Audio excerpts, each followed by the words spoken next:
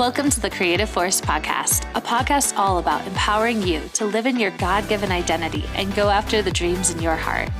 I'm your host, Sharon Stark, and every week we'll be having powerful conversations that will combine practical and biblical wisdom for living your purpose. Let's get started. Hello and welcome to the Creative Force Podcast. I'm here today with Brenda Harkins. Brenda is a speaker, coach, and author of the book, Loud is Not a Language. It's an honor to have you on the show today, Brenda. Can you share with the audience just a little bit more about yourself? Sure, yes. So it's great to be here too. Thank you so much for having me.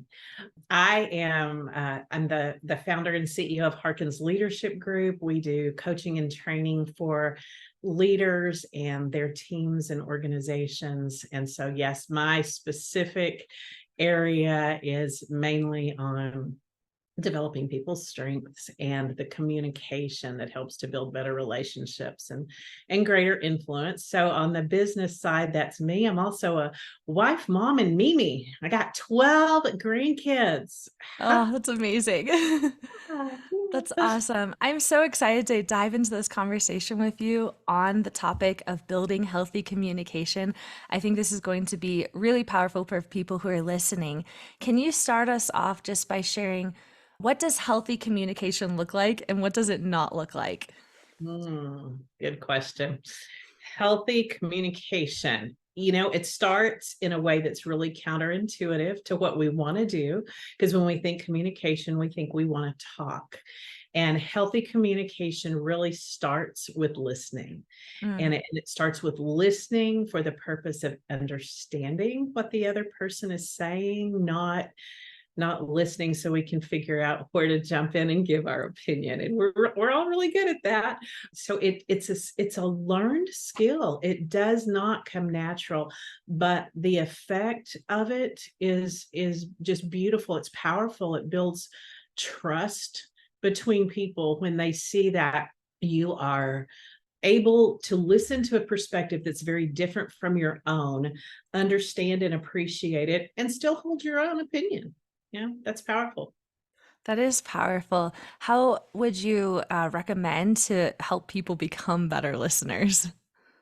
Oh man, okay. Well, first of all, it just takes practice. It just does. Yes. It takes top of mind. I'm not going to jump in here. I'm going to listen. So it just takes that determination.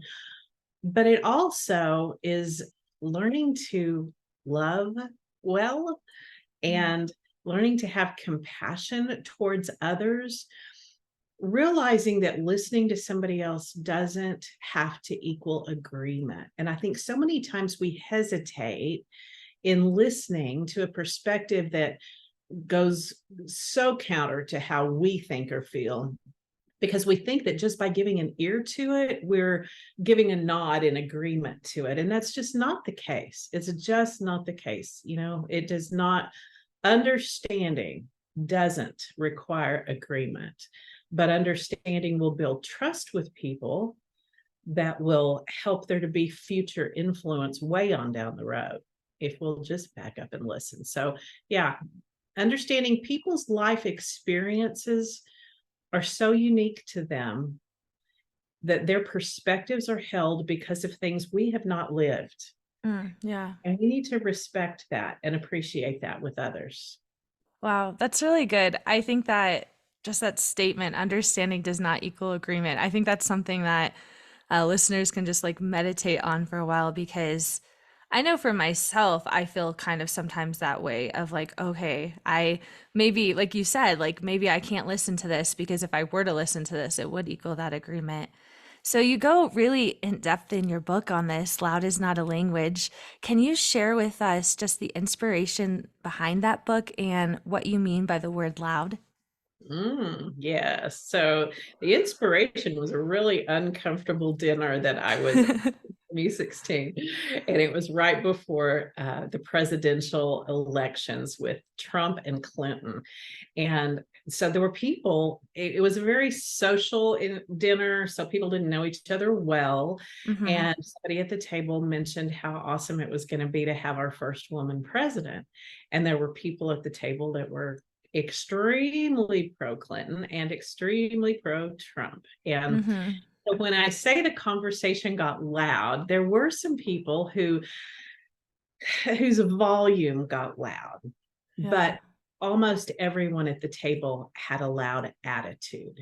And so Ooh. when I talk about loud, it's more an internal stance that we take that is digging our heels in. I'm right, you're wrong. And it doesn't matter what you say. This right here inside of me is what's right. Like that stance, there's nowhere to go with that. There's no way to move forward with that. Wow. That's interesting because, yeah, it's not just like about the volume, it's also just about your attitude in the situation. And in the book, you actually mentioned that you have a lot of friends that have differing viewpoints from you and different opinions. For people who are listening, who maybe they also have friends that are on a different opinion than them, maybe it's political stuff, maybe it could be any number of subjects. What would you recommend to them to like help them? They still want to build the friendship, but also to like navigate those differences. Yeah. So I think that it's really important for us to stay very true to our convictions and not to feel like by being in this relationship, I have to compromise anything. I don't have to compromise what I believe, Mm. but that doesn't mean that I can't listen to understand why why they believe like they do. And I think that's why I have relationships with people with different perspectives. It's Our relationship isn't about those different perspectives. I care enough to understand their story Mm. and how they got to that perspective and understand what's going on internally with them. And so when you care enough for somebody to listen and to have compassion, like we are, believe me, on completely opposite ends of the spectrum on some Yeah. pretty major issues that are hot topics today. And so we don't make our relationship about that. They understand why I believe like I believe because I'm honest about that, vice versa. And so we go, okay, we don't agree on this. Let's, you know, okay, so here's a thought that I'm just having. Um, Yeah. Making our relationships about agreement is really faulty. And so let me say I'm coming from a place of faith right now where I believe that, you know, that we make Jesus known by loving people well. Mm. And so when there's a difference of opinion that I have to convince somebody to think like me, that's not love. That's Yeah. not love. Love does not control the way other people think. Love cares about the life situations and the feelings and the experiences and the pains and the joys of other people. And it's not all about making my opinion known. It's Yeah. about loving well. That's really good. I think you even mentioned that kind of in the book about like having just like empathetic communication. It's like really listening and really caring about the other person. And you also have an acronym in the book that kind of is just about making sure that when we approach a conversation and maybe a difficult or hard conversation, that we're coming with the right heart and that we're in a place that we're ready to have that conversation. Can you share with us more about that? Sure. Yeah. Yeah. So the two main acronyms in the book, one has to do with preparing ourselves for the conversation, and the other has to do with how to actually step into that conversation. So in preparing ourselves, I think about when we invite somebody to pull up a chair, to come join us at the table, Mm. we're welcoming them in.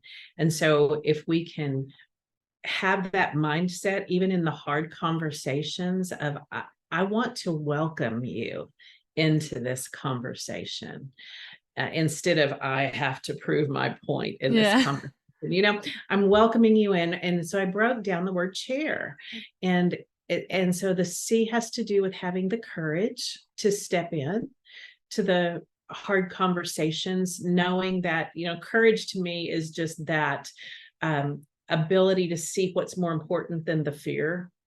or what's Mm. causing us anxiety, to see beyond that for what's Yeah. more important.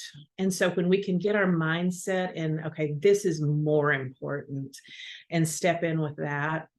The H is for humility. So being able to look at the person in front of us and know that as strongly as I feel about my convictions, they feel just as strongly about theirs, Mm. and they're just as valid because Mm. of what they've lived. It's not a right, wrong. It's because of how they've lived, what they've lived, and the Mm. experience they've had. So just to humble myself and not say, whoa, I'm up here and you're down here because of your perspectives. No, they're both really important.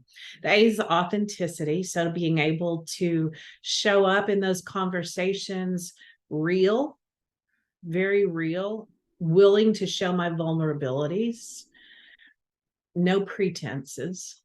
Yeah. So that the integrity is I.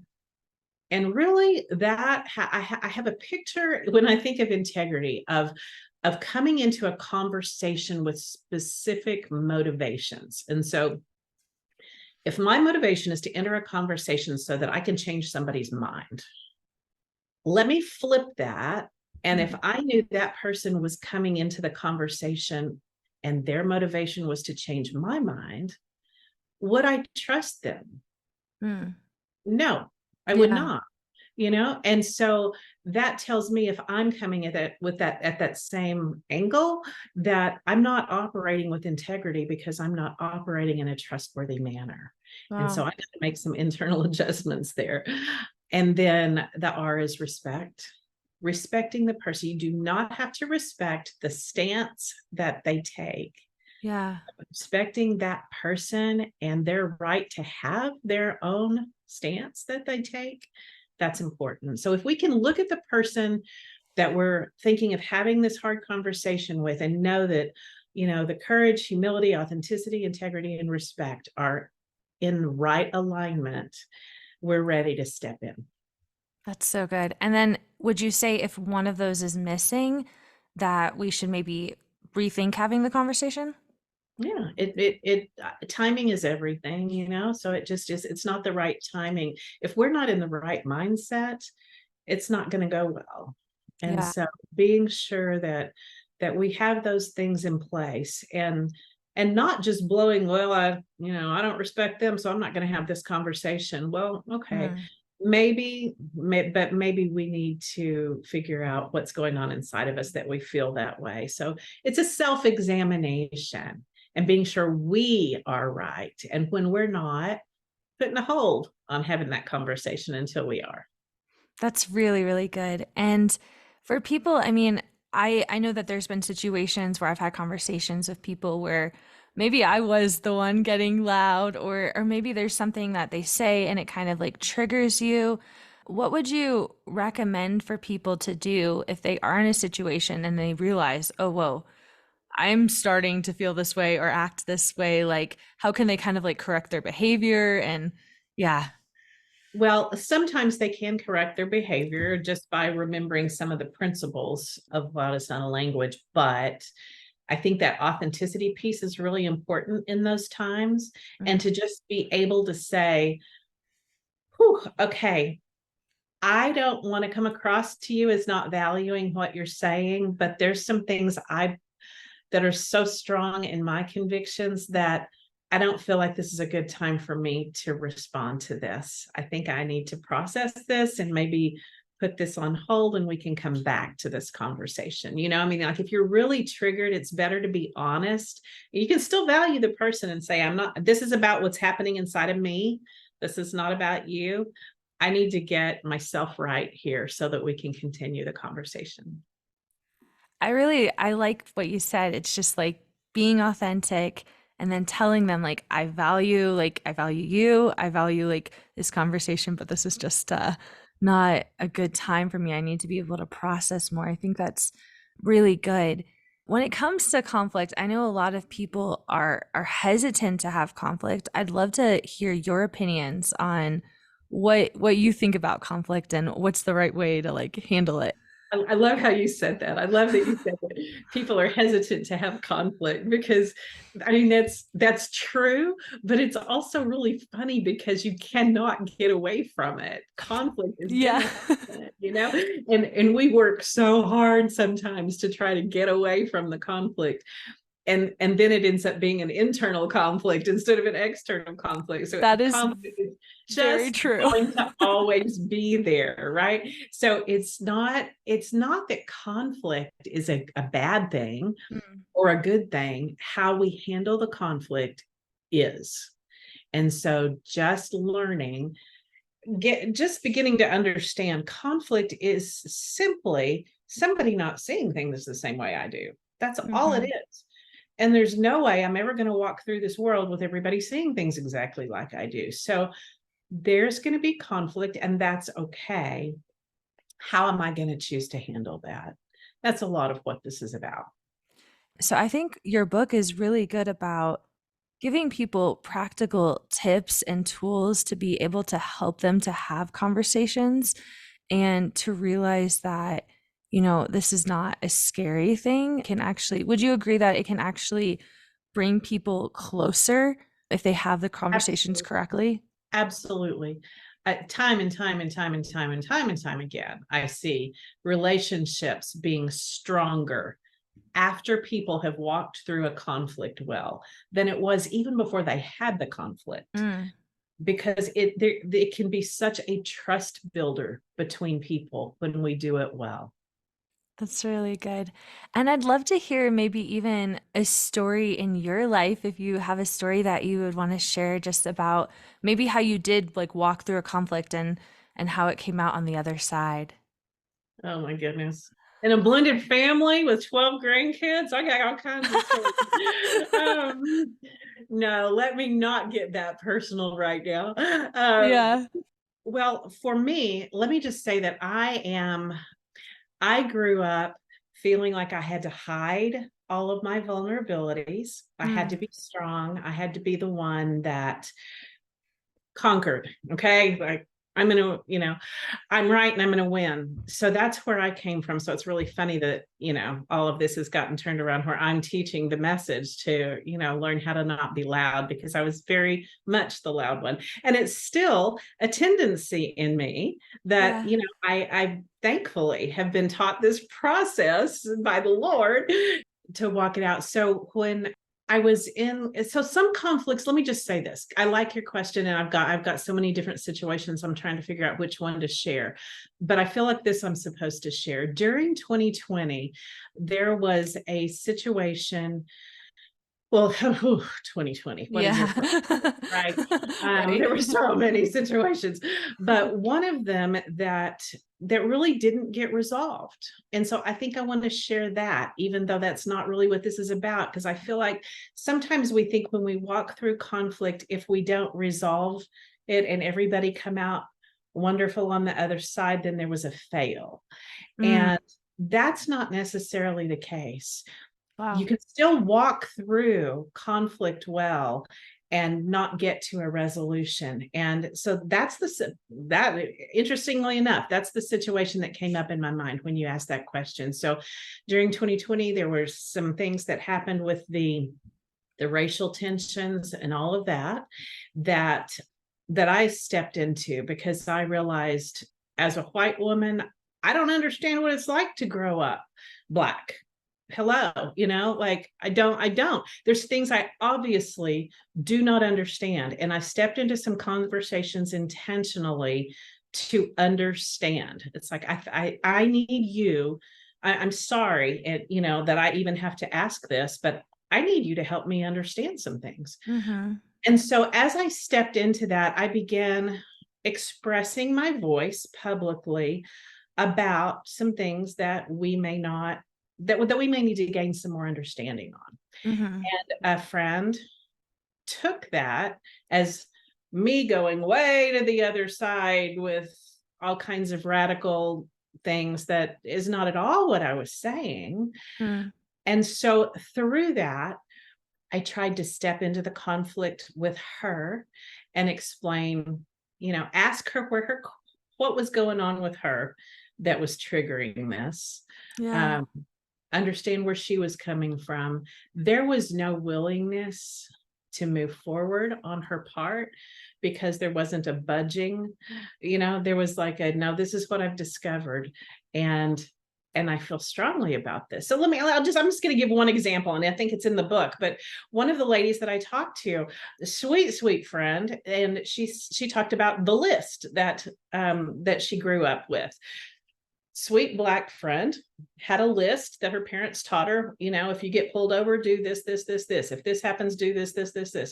And she kept talking about the list. And I was like, what is this list you're talking about? I don't even know what you're talking about. And she was like, well, didn't you ever teach your kids this? And I'm like, no. I mean, like, I taught them to be respectful, but I never felt that they were in danger in certain situations that her Mm. parents felt that she would be in danger in that same situation. And so just understanding that perspective, again, it's not a right and wrong thing. It's understanding that perspective. And so walking through a conflict with somebody who wasn't willing to understand a different perspective was very interesting. We still have a friendship, but it's different. It's different because when you're misunderstood and you don't get to the other side of it and things aren't better, which really is what 99% of the conflicts that I walk through are. I mean, it's just like I actually enjoy when there's a different perspective because I see so much opportunity there for building strong relationships. Hmm. So I don't know, maybe one of your listeners really needs to hear this because this is what's coming to me so strong to share that Yeah. when you just to not arrogantly, but authentically stand with your convictions, ask people about theirs and care. But just because you don't waver off of your convictions doesn't mean that the conflict situation was a fail. It means congratulations, you walked through loving well, caring for the other person well, respecting them well, and valuing your own convictions well. And that's a win. That's really powerful to reframe it as not a fail, because I think that in the past, definitely before like reading your book and going through this, I probably would have seen that as a fail, but to be able to reframe that and to realize, okay, I like, like you said, you stood to your convictions, you loved that person well, you respected them, and you handled it in a good way, and that's really good. On the podcast a lot, we talk about, unleashing your dreams and the impact that you have. And how can having effective communication really increase our impact or make a difference? Mm. Wow. The best opportunity for that is the people that influences the most are the ones that we trust, right? That's true. When you think about that, we're not going to be influenced in a positive way by somebody we don't trust. But if we've Mm. got high trust for someone, we're going to listen and we're going to pay attention to what we're hearing from them. And walking through conflict well is a way to build trust bridges between people that are of very different perspectives, yet it proves your character, it proves your compassion, it proves your respect for them. And even when you don't agree with them, there's a trust level that grows higher when you walk through conflict that way. And so that in itself increases the impact of the influence you have, because now your voice will be heard by somebody who would have just turned away before. I love that mental picture of like a trust bridge just going Yeah. across. That's so good. Brenda, you have so much wisdom, and it's been so amazing just talking to you and just hearing more about the book. Where can listeners find the book and find more about you? And I also actually wanted to mention in the book, you have reflection exercises and you even have like a relationship check. And I think that those are really useful tools that listeners can use to work in their own relationships. And maybe you can even share some details about that too. Yes, that breakthrough can come in in a second, right? We can have a boom and we get a breakthrough. But in order for there to be transformation, it's like a marathon. It's like if the breakthrough's a sprint, the transformation's a marathon. And so Ooh. that's why the questions and the tools in the book are there to go through again and again and again to finish the marathon well, to really get it transforming our lives and transforming the way we think, really is what it does. It begins to transform the way we think about conflict and about others. And so that, I'm glad you mentioned that, because that's why they're in there, so that it can actually not just be an aha moment, but a life impacting change. So yeah, so the book and a workshop I'm actually doing tomorrow, Oh, how all of fun. that, and then how to connect with me, all of that is on the website, which is loudisnotalanguage.com. And then, my email directly is Brenda at loudisnotalanguage.com, or Brenda at BrendaHarkins.com, either way. So that's how to reach out to me or to get more information on how to move forward with better communicating and relationships and influence and all of those wonderful things that we're all made for. Yeah, and you said something so good. I love what you said about you said the transformation, it's a marathon. So, what would you say to listeners like, maybe they're trying to take steps forward in better communication and maybe they take a couple steps back or or maybe it doesn't go how they expected. What would you say to like just encourage them? Oh, just, you fall down, you get up again, and you just keep going. There's what appears to be roadblocks in front of us, whether it's with relationships or situations. Really, they're just hurdles to learn to jump. That's really all they are. It's not a road, it's not a permanent, it's a temporary roadblock that it can be moved or it can be hurdled, either way. But don't let the roadblocks stop you. And don't let what you perceive as a fail stop you, because my goodness, the best lessons probably all of us have ever learned have come from things we failed at, not from things we succeeded at. So failure is an amazing teacher. So when you fall down, hey, what did I learn? How am I going to not do that the next time? Wow, that's awesome. Thank you so much, Brenda. It's been a privilege talking to you today. It's been wonderful to be on. Thank you so much, Sharon. Do you have big dreams but no idea how to get there? Do you struggle with accomplishing the things that are most important to you? If you answered yes to those questions, I would like to offer you my free workbook called How to Get Unstuck, a free guide on how to get unstuck and live your dreams. This resource is full of tactics I use to help get me unstuck, and I believe that they will do the same for you. You can download this free guide on my blog at youarecreativeforce.com. The show notes for today's episode are available on my blog at youarecreativeforce.com, as well as other resources and inspiration to go after your dreams.